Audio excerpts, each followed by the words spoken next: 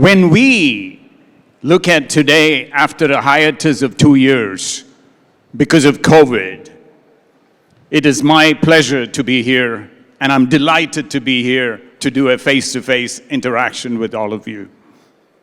And when we look at the world, the industry, and in fact all of us, in multiple facets, each one of us have gone through the impact of pandemic in our daily lives.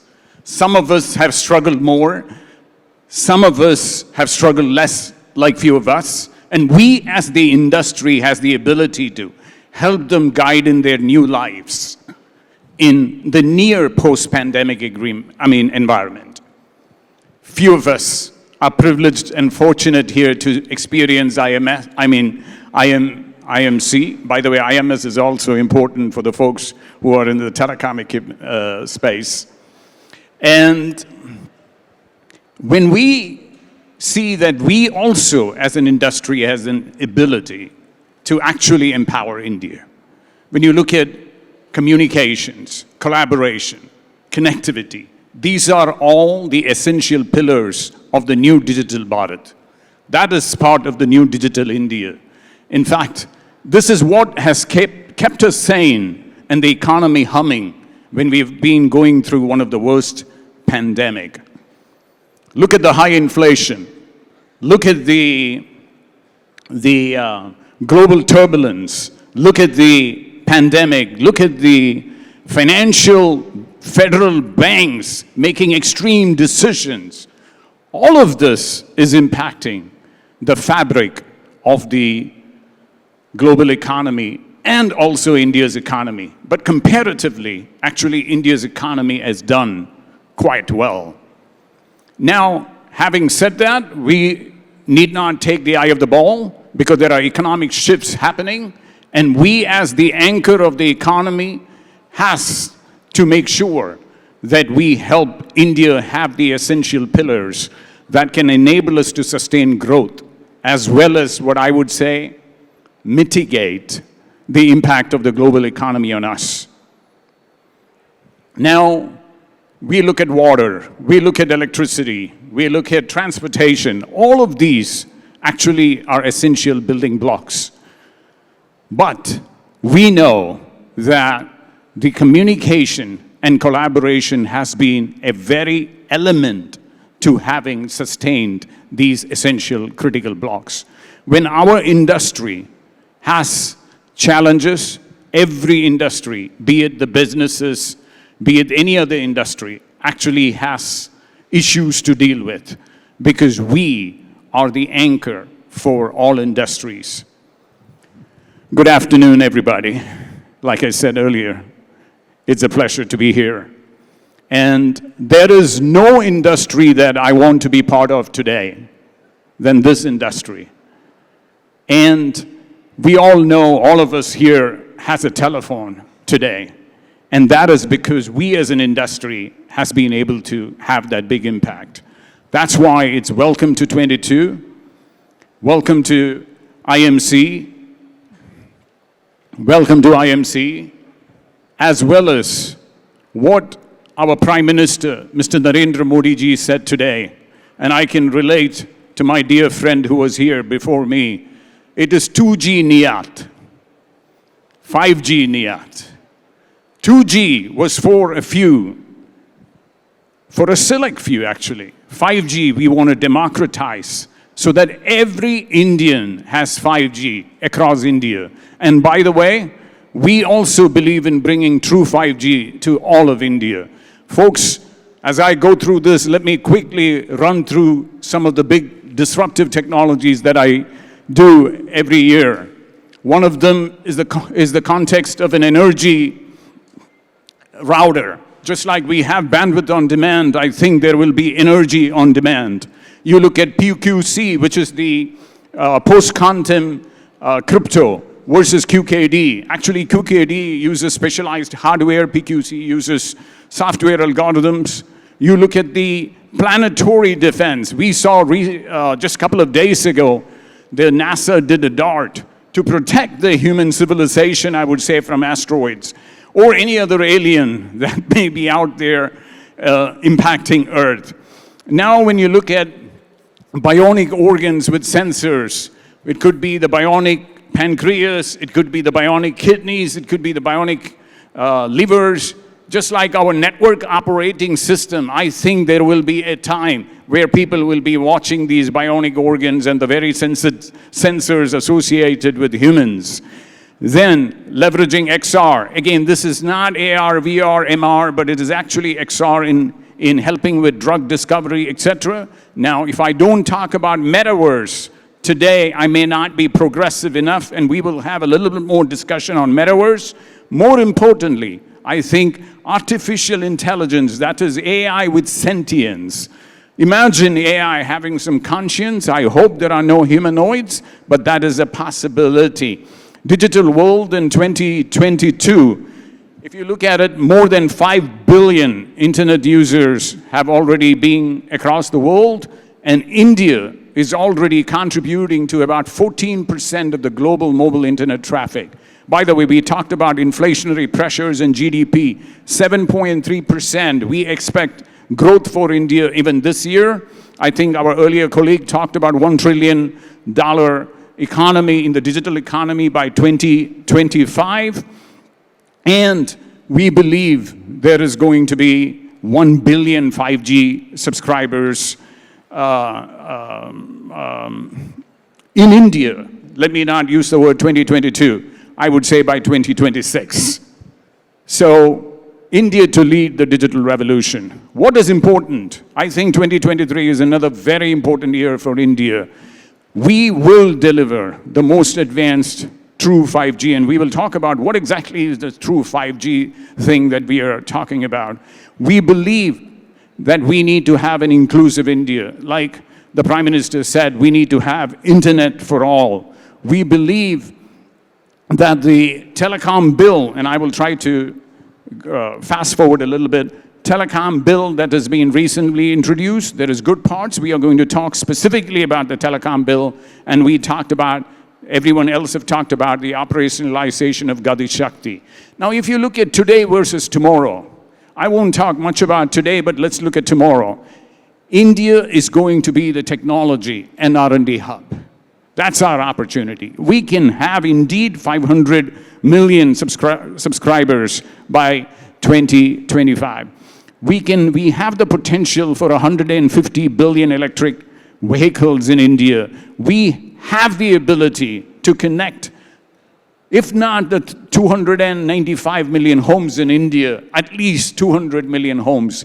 That is the pervasive connectivity that India needs. And that is the opportunity for us with 5G and with millimeter wave and with 3.5 combined. We have the ability to connect the 16 million micro, small enterprises and the SMB combined.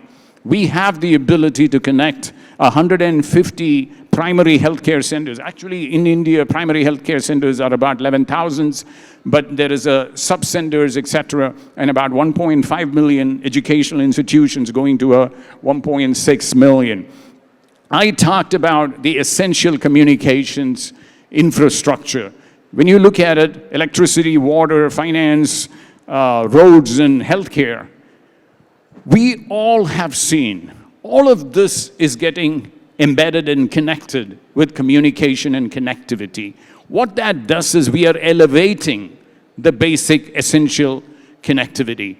In fact, I see, this is where I talked about the energy router, the water router, the banking router, the transportation as a service. What this means is the ability to get things on demand, because the power of connectivity, elevating the basic essential infrastructure to a new level.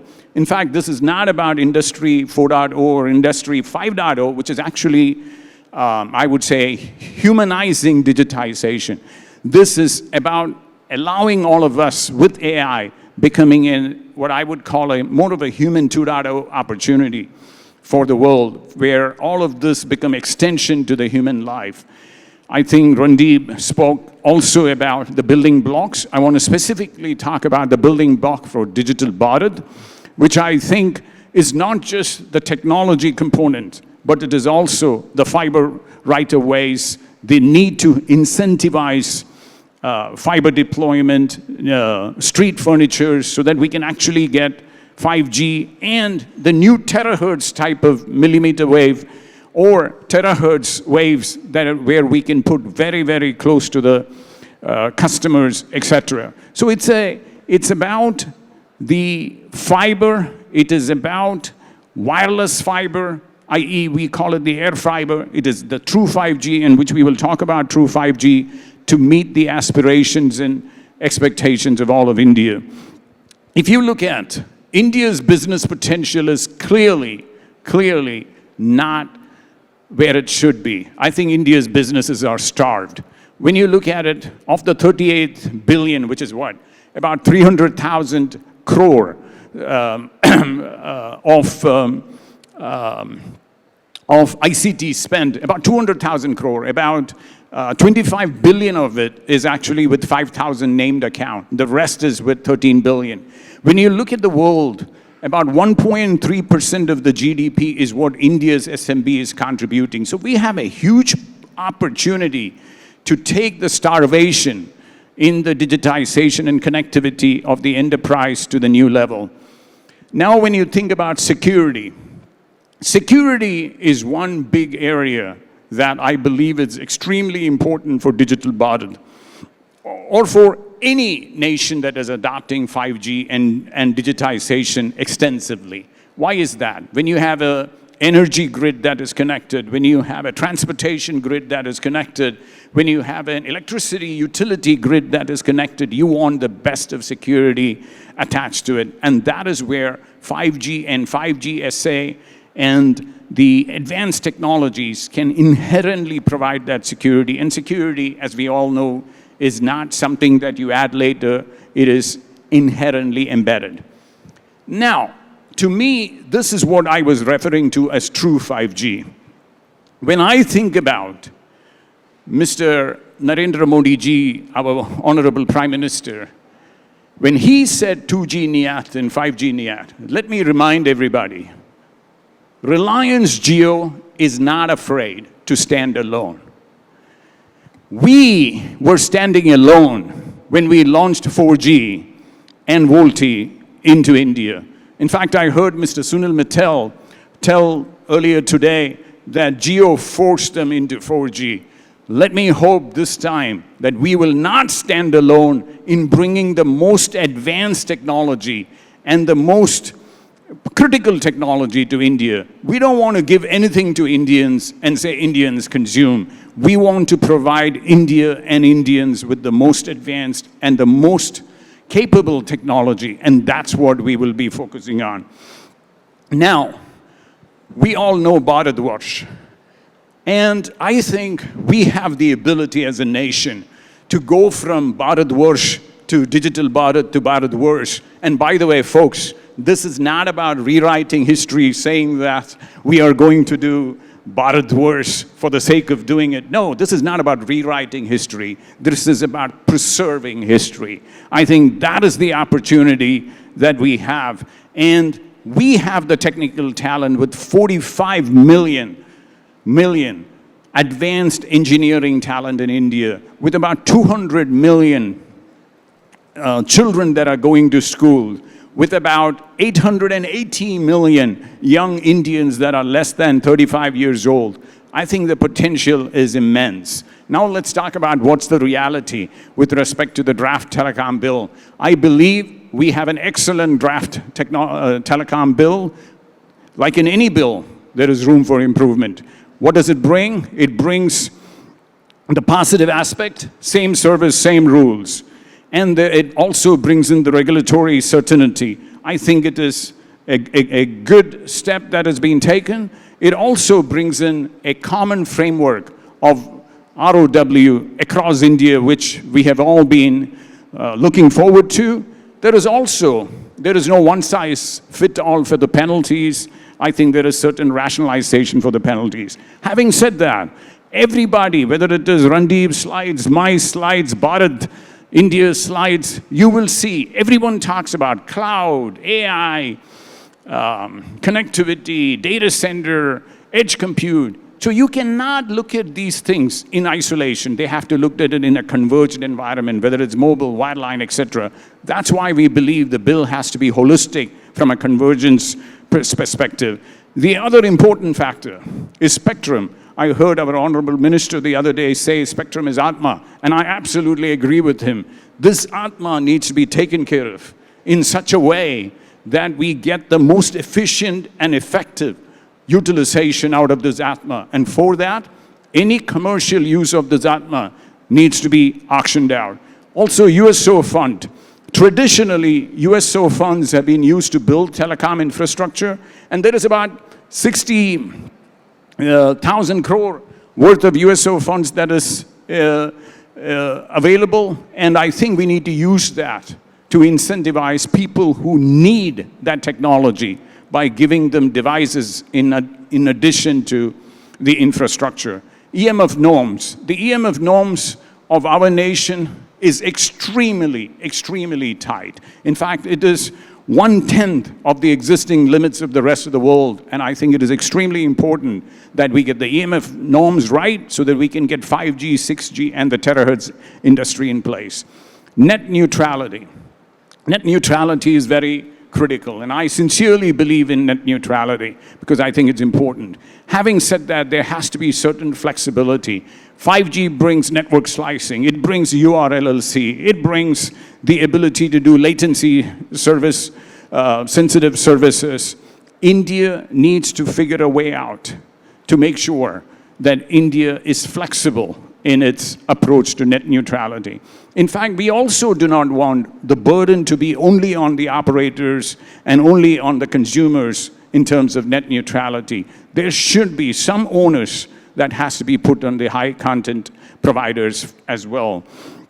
In terms of rationalization of taxes and levies, I sincerely believe there is opportunity for rationalization in the licensing regime, in the GST regime, as well as a larger financial reforms. Bottom line, no person, no home, no business to be left behind, because we need to generate as much investments to the broadband for all. And lastly, I think everyone has consistently communicated the need for an inclusive India, the new India, to be leading the world. And this is the beginning of our Amrit Kal. Thank you very much, folks, for having me, and have a great day.